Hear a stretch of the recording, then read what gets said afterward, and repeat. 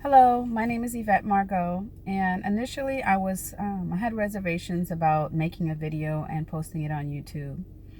Um, I guess I was a little concerned about, people being overly opinionated or, any potential negative comments that could come out. But over the past few months, I noticed a lot of people inboxing me or coming to me and telling me that they see me as an inspiration and they are motivated by my strength and my determination. And so, based on my Facebook posts that I put in different things, so I decided that maybe I should share my story on a grander scale. And maybe I should, share a portion of the chapter of my life, what I'm going through right now. And maybe it can potentially help other people who are struggling with different things. So that's why I decided to share my story. Today's January 30th, 2020. But on August, and as a matter of fact, I'm going to take off this wig because it's kind of itchy and it's liberating to just be bald me. Because on August 2019, I was diagnosed with triple positive stage 3C breast cancer. And that was a very, very scary and confusing time for me. I didn't know what all those things meant. All I knew when the doctor told me, I remember hearing the word cancer. When she told me that, I kind of zoned out and I don't remember all the details. I don't remember, all those other things that I, explained that I had, the different type and all that. I just remember hearing cancer, and all of a sudden my whole body started to shake in a response to the fear of knowing that you have a disease that can potentially be terminal. My whole body just started to tremble as some type of a physical panic attack, I guess. It's never happened to me before. But automatically my mind started racing and I started thinking about my kids, of course, automatically. I have a 3 and a 6-year-old, 2 sons. And I started thinking, what would they do without their mom? Like, I don't want to die. Like, what if I die and they don't have me? And, your faith can be strong. I have a strong faith. I believe in God and I pray and I have a strong faith. But when you're faced with a diagnosis like this, there is a certain level of fear that comes up in your mind. And, you get all these thoughts and all these feelings, and I was really scared. But then I came to a point where I needed to focus. I needed to remind myself and remember that God is good and that He did not bring me this far through all these other battles that I faced before the cancer diagnosis, that He didn't bring me this far just to leave me now. I knew in my heart that I was going to be okay.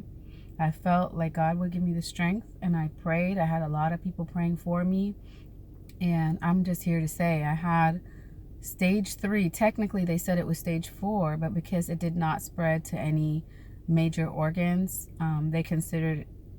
they wanted to treat it as if it was stage 3C, even though it was considered metastatic. It hadn't metastasized to any major organs.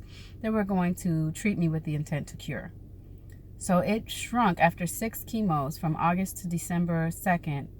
I finished chemo December 2nd. 6 rounds of chemos, very aggressive chemo, carboplatin and taxotere. It shrunk from 8 centimeters down to half a centimeter.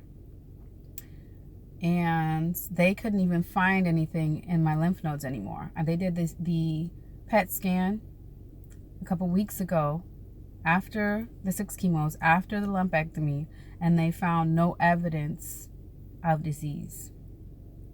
From stage 4 all the way now to no evidence of disease. And I know that is not just, science and medical intervention. I know that that's God's favor in my life, that He gave me the strength, and through all the prayers and all of the faith, and I feel I feel more empowered today than I ever have before. This going through something like this, it really changes your perspective. Yes, I still have radiation to do because the type of cancer that I have, HER2 positive, it's very strong. It has a higher chance of coming back. So they want to eradicate any possible cancer cells that could be lingering. I still have to do another medication called Kadcyla every 3 weeks, but it's mostly like an insurance to make sure that it doesn't come back. And going through something like this has showed me that I have to live the best life that I can. Number one, it's important to remember that things that you thought you wanted to do, when you're faced with a diagnosis that could be potentially terminal, you start thinking all the things that you didn't accomplish in life yet, all the things that you weren't able to do. Now that I feel like I have a second chance, I feel as though I need to make it count. I want to help other people. I want to develop myself professionally and pursue certain goals and accomplish certain things. And I want to, just do more things and be here and set a good example for my children, and just live my best life. And if you're going through a struggle and you feel like, you're not sure how you're going to make it, just know, you can persevere. You can do so much things. You got to put your trust and faith in God, and then you have to just believe it. You have to know that God will give you the inner strength. It's not, people say, oh, you're so strong. It's not me. It's God giving me the strength. And through, that strength that he's giving me, yes, I came through this. And there's other things that I'm going to get through also. Because when you get through one storm, there's always something else brewing. You have to persevere and push through. And I feel like this, was just one more battle that I had to overcome. And I'm overcoming it. I came this far, and I know my story's not over. I'm going to get to the other side when I'm finished with all my treatment, and I'm going to pursue everything that I need to pursue in life, because I have big things planned for 2020. And if you're struggling, I know you see it as a struggle right now, but sometimes you go through certain things so that it can wake you up. And for me, this was a wake-up call. Like, I'm about to do things differently. I'm about to live my life differently. I'm about to be happy and live the life that I want to, that I should have been pursuing all this time. Because life is short. As we know, with all the recent tragedies that have happened, life is short. You're not promised tomorrow. You can be here today and gone tomorrow, and no amount of fame, no amount of money is going to change that fact. You have to live your life, live it for you, do the right things, and be happy. Because at the end of the day, you have one shot. And when it's game over, it's over. And when it's time for you to leave this planet, what kind of life, what kind of legacy, what kind of story do you want to tell? Hope you guys enjoyed this, and I hope that it could have inspired somebody, anybody, and if you think that it was something that, was helpful to you in any way, please feel free to like and share, and God bless. This is Yvette Margot.